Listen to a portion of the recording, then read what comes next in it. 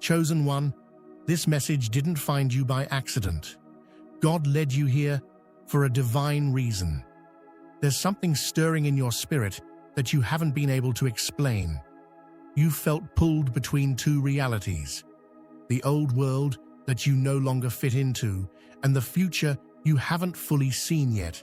You're not stuck. You're being positioned. Heaven has chosen you to stand in the middle, to be the bridge between what was and what's to come. You're not here to repeat patterns. You're here to break them. You're not just part of a story. You're the turning point. And though this assignment feels heavy, confusing, and at times lonely, it is holy. Let's break this down into 7 chapters for deeper understanding of your role as a spiritual bridge in this world. Before we dive deep, make sure you like, share, and subscribe, because this message isn't just content, it's a confirmation from heaven for those chosen to shift generations. If your spirit feels this frequency, type 77 in the comments right now. That number isn't random. It's a prophetic code. It tells God, the universe, and your higher self, I accept the call to be the bridge. You're not here by chance. You were summoned to this moment. Not everyone will make it to the end of this message. Only those bold enough to carry divine transition. But if you stay, you'll find clarity, deeper spiritual identity, and the exact instructions you need to keep walking forward in your calling. This isn't just something you hear. It's something your spirit recognizes. Rewatch it whenever you feel the pressure of being in between. Each time, it will activate a new layer of truth, because you weren't just called to cross over. You were called to carry others with you. Let's begin. Chapter 1. You were born into brokenness for a reason. Chosen one, breathe this truth in deeply. You didn't choose the family, the culture, the generational patterns you were born into, but your spirit did. Before time touched your body, heaven hand-selected you for a divine assignment. You were not placed in brokenness by accident. You were planted there like a seed with the sacred instructions encoded in your soul. Be the shift. Yes, you were born into dysfunction, into cycles of silence, suppression, fear, religion without revelation, trauma without therapy, performance without purpose. You were born where healing wasn't modeled, where dreams were deferred, where survival was celebrated more than wholeness. But none of that broke you. It awakened you. From a young age, you noticed things. You felt things others ignored. You saw through the smiles. You heard what wasn't being said. While others conformed to the cycle, you questioned it. That wasn't rebellion. That was spiritual awareness. You weren't meant to repeat. You were sent to reform. The reason you always felt like the outsider was because you were. Not in a prideful way, but in a prophetic one. You didn't match the energy of the dysfunction because you were sent to disrupt it. You weren't sent to keep it going. You were sent to say, this ends with me. You're not just a family member, you're a first fruit. And yes, being the first comes with pressure. It means carrying what others dropped, healing what others denied, standing where others fell, breaking what others normalized. You weren't just born into generational pain. You were born to reroute it. That's why the warfare has been intense. That's why the battles began early, because the enemy saw the light you carried even before you had the language to protect it. You were misunderstood because your spirit was centuries ahead of its environment. You were mistreated because people sensed your power before you could walk in it. You were overlooked because they couldn't label what they didn't understand. But heaven never lost sight of you. God placed you in that exact family, in that exact city, in that exact generation, not to curse you, but to commission you. You were born into brokenness to bring breakthrough. Your life is a bridge between old pain and new purpose. You are the living answer to prayers your ancestors never had the voice to speak. And now, after all the silence, all the tension, all the strange feelings of being different, it's time to embrace it. You were born into the mess because you carry the map out of it. You are the one sent to walk a new path so others could follow light instead of legacy. You weren't just born, you were assigned, not to blend in, but to break cycles and birth change. And heaven is backing you every step of the way. Chapter 2. You don't fit the past, but you weren't meant to. Chosen one, let's be honest. There came a moment, maybe slowly, or all at once, when everything that once felt familiar started to feel foreign. The people, the patterns, the plans you once clung to like lifelines, they no longer made sense. You tried to revisit them. You tried to find meaning in old conversations, old relationships, old ways of being, but it all felt hollow. And that's not a sign that you're lost. It's confirmation that you're awakening. The truth is, the old version of you, the one who fit in, stayed quiet, carried everyone's weight, played small to stay safe, that version was built for survival, not purpose. That version was trained by trauma, shaped by people-pleasing, and groomed by systems that taught you how to be acceptable, not authentic. But now, God is calling the real you forward. And when God starts calling you forward, the first thing he often does is disconnect you. Not to punish you, but to preserve what he's planting in you. He removes the comfort so he can reveal your capacity. He allows things that once worked to break down, not because you failed, but because the season is finished. What used to feed you is now starving you. What once covered you now constrains you. You are not who you were. You've outgrown the old design. That's why conversations feel surface level. That's why you feel out of place in rooms that once felt like home. That's why you feel heavy when you pretend to be who you used to be. Because you've evolved, and your spirit refuses to shrink back. Your presence now creates tension. Your silence speaks louder than your words ever did. Your growth is convicting to those who remain in denial, and so they label you rebellious. They say you've changed, and you have, but not out of pride, out of purpose. You were never meant to preserve what was. You were born to build what's never been seen. You don't fit the past because you were called to the future. You don't belong to the old version of your environment because you were sent to introduce the new sound, the new structure, the new spirit-led way forward. You're not the continuation. You're the catalyst. You weren't meant to repeat patterns. You were born to reveal possibilities. And yes, this separation process hurts. It feels lonely. You may look back and wonder if you're wrong, if maybe you should shrink again just to feel included. But deep in your soul, you know, you were not made to blend. You were made to bridge. You are a divine interruption, a holy disruption, a walking shift. And no, you don't fit the past anymore because your calling was never created to fit inside yesterday's limitations. You're not confused. You're becoming. Keep going. Chapter 3. You're holding space for what's coming next. Chosen one, this in-between place you're in right now may feel strange, quiet, even frustrating. But make no mistake, it's sacred. You're no longer where you once were, yet not fully where you're going.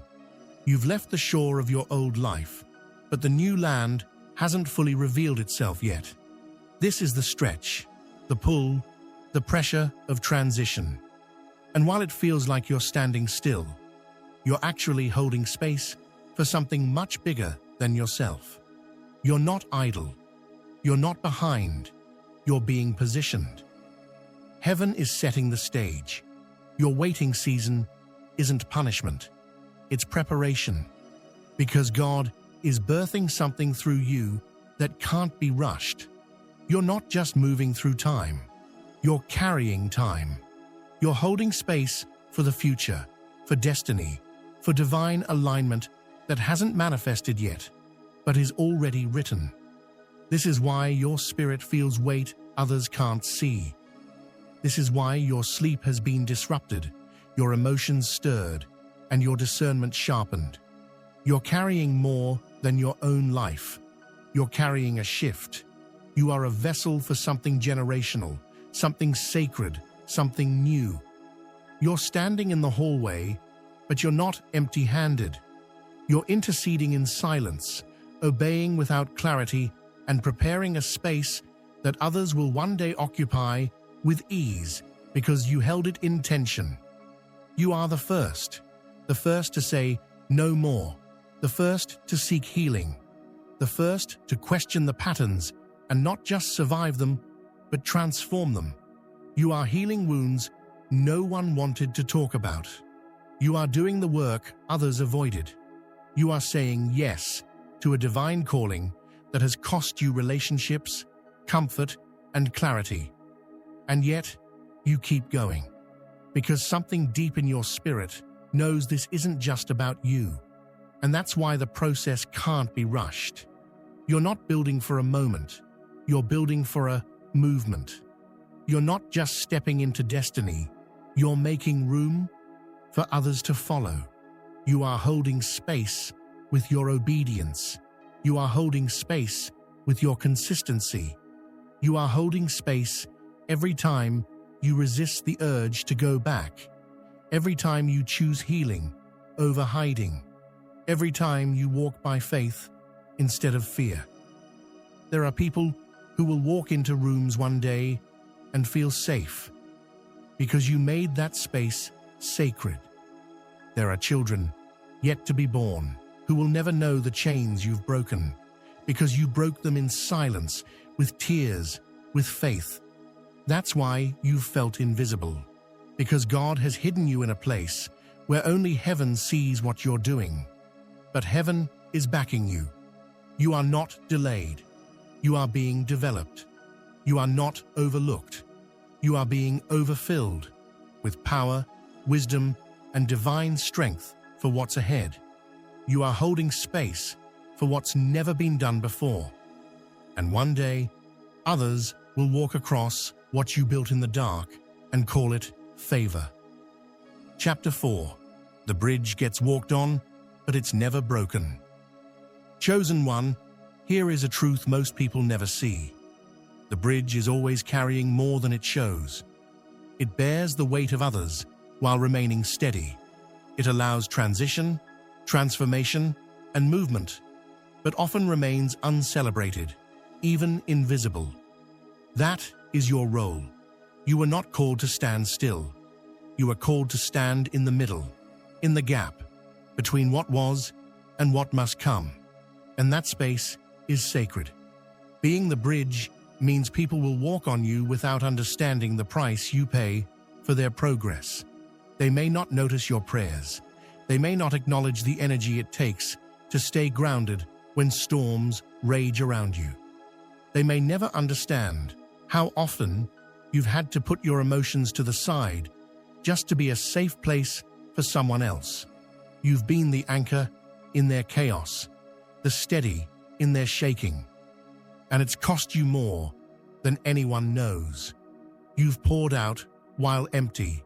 You've encouraged while broken. You've shown up with a strong face while your spirit felt fragile.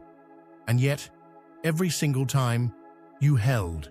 You kept your position. You carried others across seasons they couldn't survive alone. You've been the vessel of transition, the one who made room where there was none, the one who spoke life when death was trying to settle in. That's what bridges do. And that's what you've done. You've been walked on, stepped over, ignored, and underestimated. But you've never crumbled. because your strength didn't come from being seen. It came from being sent. God chose you to hold space others would never be able to handle.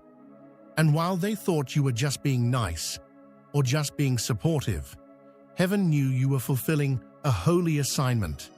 And here's what makes it even more powerful. While others forget what they stepped on to get where they are, God never forgets what you've carried in silence. He remembers the nights you held people in prayer who never said thank you. He remembers the moments you sacrificed your own peace to help someone else reach theirs. He remembers the pressure, the tears, the hidden intercession. He saw it all, and He is the one who strengthens the bridge. You are not weak. You are not overlooked. You are not discarded. You are foundational. You are the reason others have found healing. You are the reason others didn't give up.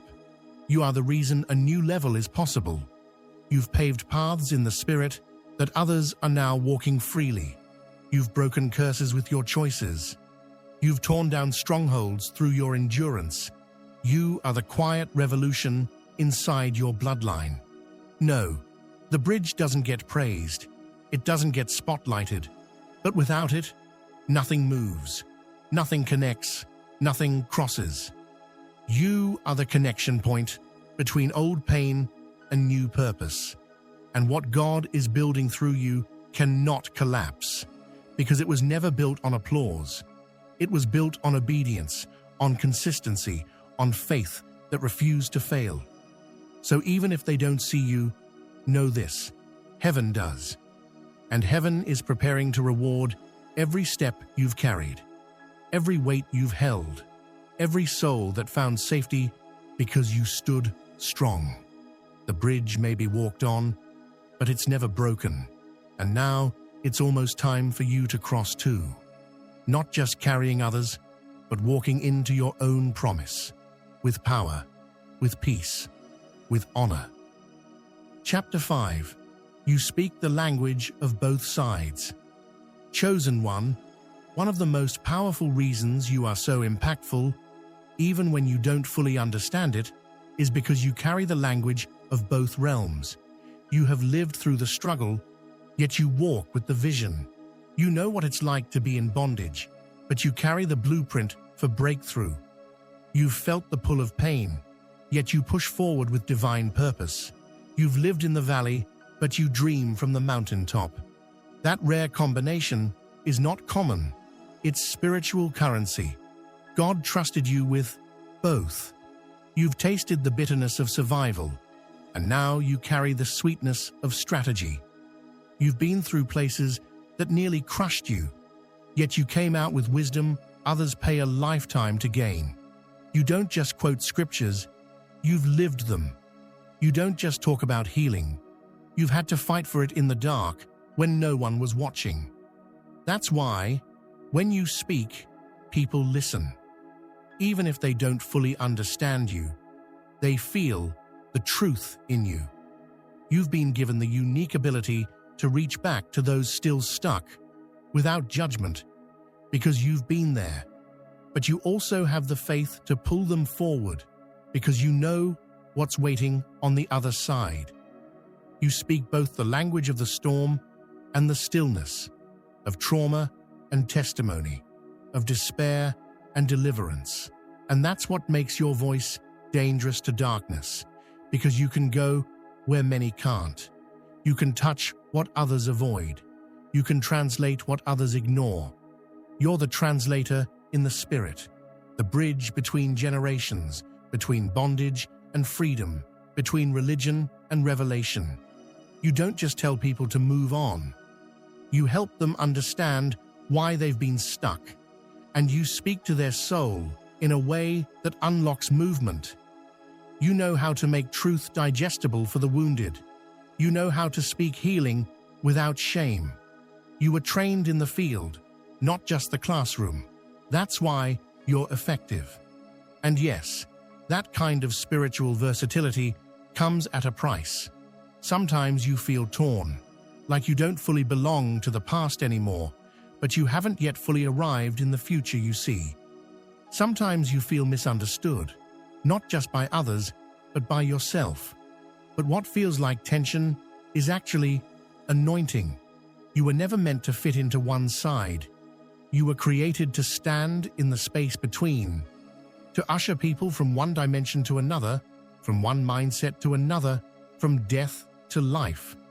That's why your presence makes people feel things they can't explain.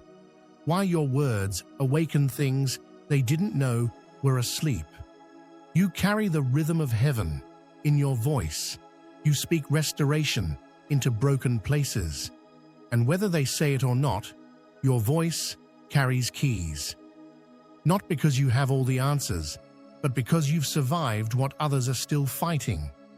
You speak the language of both sides because your mission is to bridge both worlds.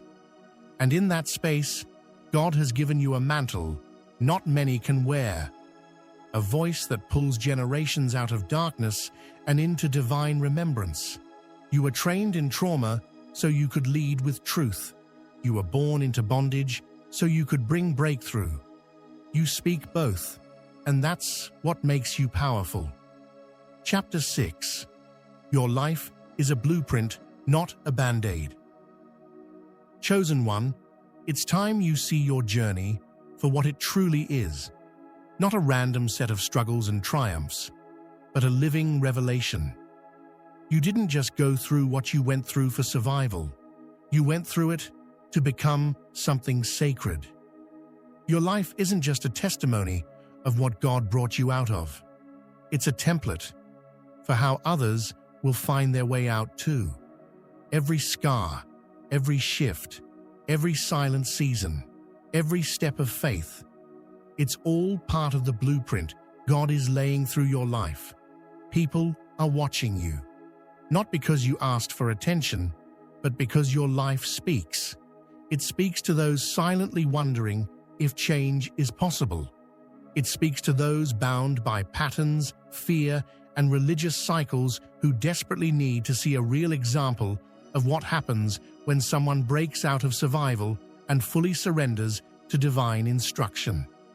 You are showing, not just saying, what's possible when someone listens to God and refuses to settle for less than they were created for. And here's the truth.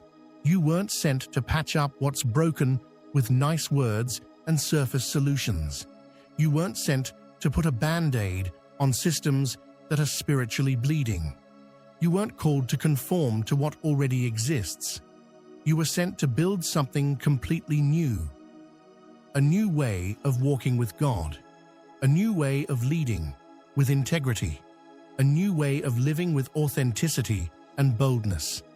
And that calling comes with weight. It costs. It costs your comfort, your certainty, your ability to hide in the crowd. But what you're building will outlive you.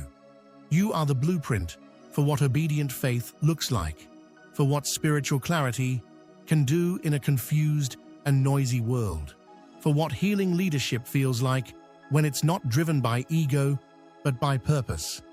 You are showing others how to lead from wholeness instead of hurt, how to rise without stepping on others, how to be powerful without being prideful. You are not a band-aid, you are a blueprint. And yes, it may feel like you're walking a path you've never seen before. Maybe you didn't have a model growing up. Maybe no one showed you what it looked like to break curses, to heal out loud, to follow God without compromise. But that's the beauty of your calling. You're becoming what you never had. You're carving out a new legacy. One that says, it's possible, it's holy, it's worth it. Every step you take in faith is creating a roadmap for someone else to follow. Every time you rise from a fall, speak from your soul, or obey when it's inconvenient, you're drawing the blueprint. And someone, somewhere, is going to see what you built in private and say, if they did it, so can I. Your obedience is making it easier for the next generation to say yes. Your healing is giving others the courage to face their wounds. Your light is showing others the way out of the shadows. You are not just living for you. You are leading through living. This is why your life feels so intense, so watched, so tested. Because it's not about the moment. It's about the model. You are walking proof that transformation is real, that calling is real, that divine assignment has weight and glory. You're not here to fit in or fix what's failing. You're here to forge what's never been seen. And because of that, your life is not just a story, it's a strategy. It's not just healing, it's architectural in the spirit. You are God's blueprint for a better way. Chapter 7. What's coming through you is generational chosen. 1. You need to understand this clearly. Your life is not random. Your journey is not ordinary. Your calling is not temporary. You were not just born into a family or a nation. You were born into a divine timeline. Your arrival was a spiritual event. Heaven released you into this realm for a purpose that stretches beyond your years, beyond your desires, beyond your comprehension. What is moving through your spirit, what is growing inside your life, is not just for this moment or this chapter. It is generational. You were chosen to be a repairer of the breach, a restorer of ancient pathways, a vessel through which heaven would restore what hell tried to dismantle. This is why the warfare has been so intense. This is why your journey has been so lonely. This is why your process has felt like pressure from all sides. You are not just fighting for yourself. You are contending for those who came before you and those who will come after you. You are carrying something ancient and eternal at the same time. You are carrying the future. The trauma stops with you. The silence ends with you. The confusion, the fear, the generational cycles of shame, lack, and failure. This is the last time they get to operate in your bloodline. You were born with a divine interruption in your spirit. You cannot settle for less, because what is in you refuses to be buried under average. What's coming through you is too sacred to be reduced to survival. You are not just here to live. You are here to transform the direction of an entire lineage. This is why you feel things deeper than others. This is why you had to grow up faster. This is why your pain seemed unfair and your tests felt excessive. You were not being punished. You were being prepared. You were being refined for something beyond temporary rewards. The pressure was about preservation. The breaking was about building. The silence was God's way of speaking through your life more than your words. You were becoming a blueprint. What is coming through you is not just personal success. It is not just influence. It is not just favor or recognition. It is legacy. God is using your life to establish systems of blessing that will outlive you. Your name is being tied to altars that generations will benefit from. Your footsteps are marking out territory for your children's children. Every decision you make in faith, every time you choose to pray instead of panic, every time you keep walking when quitting would have been easier, heaven records it as a generational shift. You are both a Moses and a Joshua. You are the one who broke out of the old and the one who will step into the new. You are the transition. You are the fulfillment of prophecy and the beginning of a new chapter all at once. You don't just carry hope, you activate it. You don't just speak change, you are the change. What you are birthing cannot be measured by followers, applause, or finances. What's coming through you will echo into eternity. You didn't compromise, and heaven saw it. You didn't retaliate, and God recorded it. You didn't fold under pressure, and now the heavens are responding with a promise. You stayed faithful. You stayed loyal. You stayed pure in a world that mocked purity. You stayed surrendered when others chose shortcuts. You became the bridge no one else wanted to be. You stood in the gap no one else could understand. You carried burdens that others never saw. And now you are about to witness the fruit of every hidden sacrifice. Heaven is proud of you. The angels have walked with you through the fire. The Spirit has strengthened you through your darkest nights. And now the promise is coming into view, not just for you, but for everyone tied to your obedience.